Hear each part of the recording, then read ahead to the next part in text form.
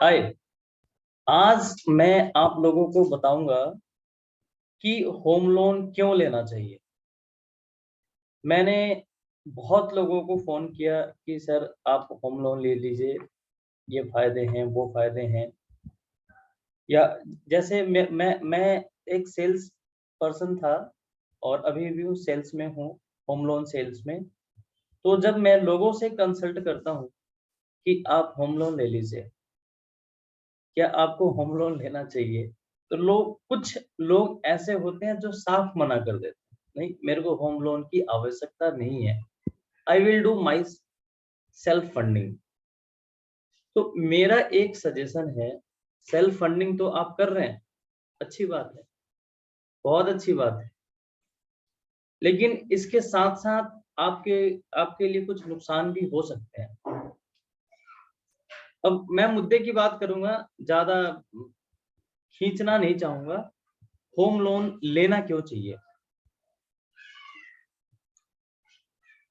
मेरे हिसाब से होम लोन लेने के 3 फ़ायदे हैं, 3 फ़ायदे हैं। सबसे पहला फ़ायदा ये है कि आपके बिहाफ़ पे प्रॉपर्टी के सारे लीगल चेक बैंक के इम्पैनल्ड लॉयर कर लेते हैं। आप अपने काम के एक्सपर्ट हैं और बैंक के जितने भी इम्पैनल्ड लॉयर्स हैं, वो अपने काम के एक्सपर्ट हैं। आपको लीगल चेक करने में हो सकता है दिक्कत आए या एक-एक टेक्निकल टर्म्स या लीगल टर्म्स समझ में ना आए या आपको कुछ दिक्कत आ सकती है। लेकिन जो लॉयर होते हैं, वो एक-एक लीगल टर्म्स को बड़े अच्छे तरीके से समझते हैं और वो पढ़ सकते हैं और वो उसका जवाब भी दे सकते हैं। और ज़रूरत पड़ने पे बिल्डर, डेवलपर से या सेलर से ज़रूरी कागज़ात माँग सकते हैं। ठीक है? तो कहने का मतलब आपके बिहाफ़ पे बैंक ने प्रॉपर्टी के सारे लीगल चेक कर लिए। दूसरा फ़ायदा, टेक्निकल चेक। क्या है, जब आप होम लोन के लिए अप्लाई करते हैं, तो बैंक के टेक्निकल टीम जाती है मौके पे और वो जगह की पैमाइश करती है, स्ट्रेंथ चेक करते हैं, मकान कितने एरिया में बना है, कुछ एक्स्ट्रा कवरेज तो नहीं है, कुछ वायलेशन तो नहीं है, नॉर्म्स के अनुसार बना है या नहीं बना है। उनकी मकान या फ्लैट की करंट वैल्यूएशन चेक करते हैं। आने वाले 5 सालों के बाद इसकी वैल्यूएशन क्या होगी? जेंट्री कैसी है? ये सारी चीज़ें चेक करके आते हैं, तब वो बैंक को रिपोर्ट करते हैं।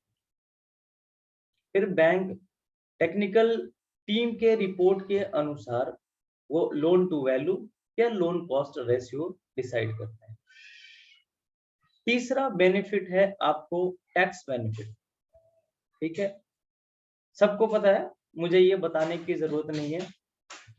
हर जो लोग ईएमआई सर्व करते हैं, उनको टैक्स में बेनिफिट मिलता है। चौथा बेनिफिट है जो मेंशन नहीं है इस पावर पॉइंट में, लेकिन मैं आपको अपने तरीके से बता देता हूँ, अपने एंड से। चौथा बेनिफिट, जो पैसा आप फ्लैट खरीदने के लिए बिल्डर को दे रहे हैं, वो पैसा आप मार्केट में अगर इन्वेस्ट करेंगे, शेयर मार्केट में इन्वेस्ट कर लीजिए, इन म्यूचुअल फंड में इन्वेस्टमेंट कर दीजिए, वहाँ पे आपको 12% पर एनम का एवरेज रिटर्न मिल सकता है। लेकिन होम लोन से लेकिन ये पैसा अगर आप बिल्डर या डेवलपर को दे देते हैं, तो वो पैसा स्टक हो जाएगा, वहाँ पे रिटर्न नहीं मिलेगा।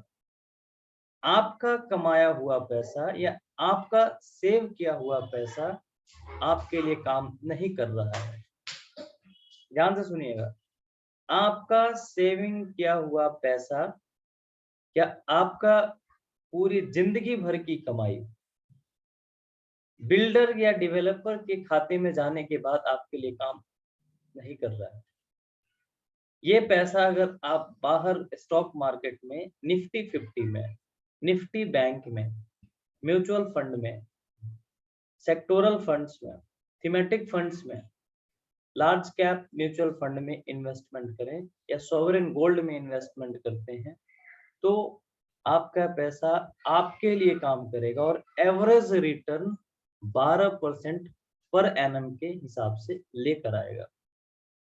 और आप यदि होम लोन लेते हैं तो बैंक आपसे 7% on an average per annum interest वसूल रही है। इसके बावजूद भी 5% का बेनिफिट आपको मिलता है सालाना। दोबारा बता देता हूं आपको, आपने होम लोन ले लिया, ठीक है, बैंक से पैसा बिल्डर के पास चला गया और आपके पास जो सेविंग था उस सेविंग को आपने म्यूचुअल फंड में, स्टॉक मार्केट में, कमोडिटीज में या फिर सोवरेन गोल्ड्स में और कॉर्पोरेट बॉन्ड्स में लगा दिए, तो वहां पे आपके रिटर्न्स एवरेज 12% आने की उम्मीद है और यहाँ पे हमें कितना देना पड़ रहा है? 7%। तो मतलब हमें मिल रहा है 12% और हमें देना पड़ रहा है 7%। तो 12 में से 7 घटा देंगे तो 5% का बेनिफिट हमको मिल रहा है। ये फायदा है और वो भी कंपाउंडेड, वो कंपाउंडिंग इंटरेस्ट मिलेगा। तो ये फायदा है। आप 1% भी ये मत सोचिए कि मेरे को लोन लेना पड़ रहा है। बैंक लोन भी उन्हीं को देती है जिनके पास पेइंग कैपेसिटी होता है। तो आप लोन लीजिए, फ्लैट खरीदिए और अपना, आपके पास जो सेविंग है उसको मल्टीप्लाई और ग्रो करने पे ध्यान दीजिए। ठीक है जी। डिस्क्रिप्शन बॉक्स में आपको मैंने डीमैट अकाउंट खोलने का लिंक दे दिया है। आप डीमैट अकाउंट खोलिए, आप एक म्यूचुअल फंड से शुरुआत कीजिए, उसके बाद आप स्टॉक मार्केट में एंटर कीजिए। आंख बंद करके आप निफ्टी 50 में हर महीने 2000 रुपए की कम से कम एसआईपी कीजिए निफ्टी 50 में। और म्यूचुअल फंड कोई सी भी उठा लीजिए, फ्लेक्सी कैप फंड उठाइए जिसमें थोड़ा सा लार्ज कैप हो, थोड़ा मिड कैप और थोड़ा स्मॉल कैप। बस आपका पैसा आपके लिए काम करेगा और बैंक का पैसा भी आपके लिए काम करेगा। ठीक है जी। अगर आपको हमसे 1-to-1 मीटिंग करना है तो मैं जूम मीटिंग ऐप या गूगल मीट ऐप के माध्यम से अवेलेबल हूँ। अगर आपके मन में किसी प्रकार का सवाल है या कोई कंसर्न है तो आप मुझे ईमेल कर सकते हैं। स्क्रीन पे आपको मेरा ईमेल आईडी दिखाई दे रहा है, इस पे ईमेल कीजिए, आपके हर एक ईमेल का जवाब दूंगा और जहां तक हो सकता है मैं आपकी पूरी मदद करूंगा, है ना। Thank you very much.